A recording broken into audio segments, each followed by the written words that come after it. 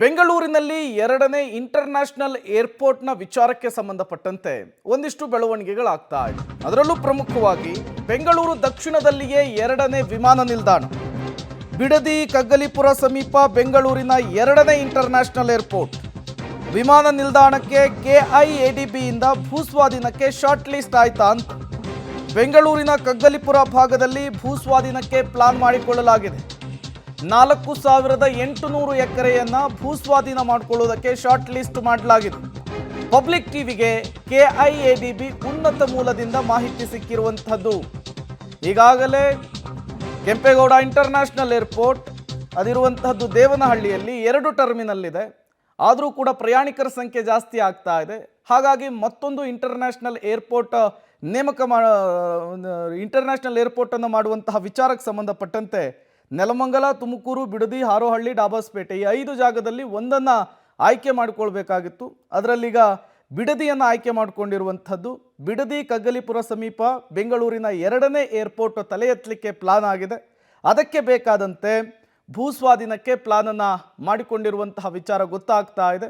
ಈಗ ಕೆಐಎಡಿಬಿ 4,800 ಎಕರೆಯನ್ನು ಭೂಸ್ವಾಧೀನ ಮಾಡಿಕೊಳ್ಳುವುದಕ್ಕೆ short ಲಿಸ್ಟನ್ನು ready ಮಾಡಿರುವಂತಹ ವಿಚಾರ ಗೊತ್ತಾಗ್ತಾ ಇದೆ.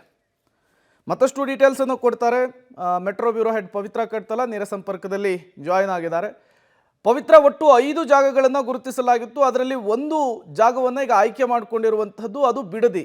ಯಾಕಾಗಿ ಬಿಡದಿಯನ್ನೇ ಆಯ್ಕೆ ಮಾಡಿಕೊಳ್ಳಲಾಯಿತು? ಜೊತೆಗೆ ಈ ಭೂಸ್ವಾಧೀನದ ಪ್ರಕ್ರಿಯೆಗೆ ಸಂಬಂಧಪಟ್ಟಂತೆ ಏನೆಲ್ಲ ಬೆಳವಣಿಗೆಗಳು ಸದ್ಯಕ್ಕೆ ಆಗ್ತಾ ಇದೆ ಅಂತ ಹೇಳಿ ಪವಿತ್ರ.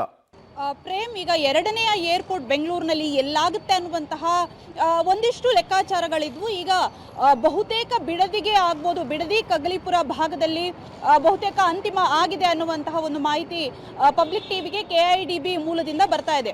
ಸೊ ಅದಕ್ಕೆ ಪೂರಕ ಎನ್ನುವಂತೆ ಈಗ ಸುಮಾರು 4,800 ಎಕರೆ ಆ ಭಾಗದಲ್ಲಿ ಭೂಮಿಯನ್ನು ಗುರುತಿಸುವಂತಹ ಪ್ರಕ್ರಿಯೆಯನ್ನು ಕೆಐಎಡಿಬಿ ಮಾಡಿದೆ. ಜೊತೆಗೆ ಅಲ್ಲಿ ಯಾವುದೆಲ್ಲ ಹಳ್ಳಿಗಳಿದಾವೆ, ಅಲ್ಲಿ ಯಾವ ರೀತಿ ಜಮೀನಿದೆ, ಯಾಕಂದರೆ ಅಲ್ಲಿ ಕೃಷಿ ಭೂಮಿ ಇದೆಯಾ ಅಥವಾ ಯಾವ ರೀತಿ ಅನ್ನುವಂಥದ್ದನ್ನು ನೋಟಿಫಿಕೇಶನ್ ಮಾಡೋದಕ್ಕೆ, ಒಂದಿಷ್ಟು ಸ್ಥಳವನ್ನು ಗುರುತು ಮಾಡೋದಕ್ಕೆ ಅಧಿಕಾರಿಗಳು ಈಗ ಫೀಲ್ಡ್ಗೆ ಇಳಿದಿದ್ದಾರೆ. ಜೊತೆಗೆ ಅದನ್ನು ರಿಪೋರ್ಟ್ ಕೂಡ, ಕಾರ್ಯಸಾಧ್ಯತಾ ವರದಿಯನ್ನು ಕೂಡ ಸರ್ಕಾರಕ್ಕೆ ಸಲ್ಲಿಕೆ ಮಾಡಿದ್ದಾರೆ. ಈ ಹಿಂದೆ ನೆಲಮಂಗಲದಲ್ಲಿ ಆಲ್ಮೋಸ್ಟ್ ಫೈನಲ್ ಅನ್ನುವಂತಹ ನಿಟ್ಟಿನಲ್ಲಿ ಇತ್ತು. ಆದರೆ ಈಗ ಬಿಡದಿಯಲ್ಲಿ ಆ ರೀತಿಯ ಒಂದಿಷ್ಟು ಆ ಬಗ್ಗೆ ವಿಚಾರಣೆಗಳು ಕೂಡ ಬರ್ತಾ ಇದೆ.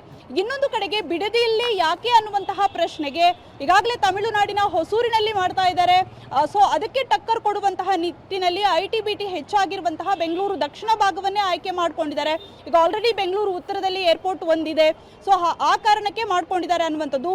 ಇನ್ನೊಂದು ಕಡೆಗೆ ಬೆಂಗಳೂರು ರಾಮನಗರ ಬೆಂಗಳೂರು ದಕ್ಷಿಣಕ್ಕೆ ಸೇರಬೇಕು ಅನ್ನುವಂತಹ ನಿಟ್ಟಿನಲ್ಲಿ ಡಿ ಕೆ ಶಿವಕುಮಾರ್ ಅವರು ಈಗಾಗಲೇ ಪ್ಲಾನ್ ಅನ್ನು ಕೂಡ ಸಿದ್ಧಪಡಿಸ್ಕೊಂಡಿದ್ದಾರೆ. ಹಾಗಾಗಿ ಈ ಒಂದು ನಿಟ್ಟಿನಲ್ಲಿ ಇಲ್ಲಿ ಏರ್ಪೋರ್ಟ್ ಆದರೆ ಇನ್ನಷ್ಟು ಅನುಕೂಲ ಆಗುತ್ತೆ. ಸೊ ಹಾಗಾಗಿ ಅವರ ಒತ್ತಾಸೆಗೆ ಮಣಿದಿದೆಯಾ ಸರ್ಕಾರ ಅನ್ನುವಂತಹ ಮಾತುಗಳು ಕೂಡ ಕೇಳಿ ಬರ್ತಾ ಇದೆ.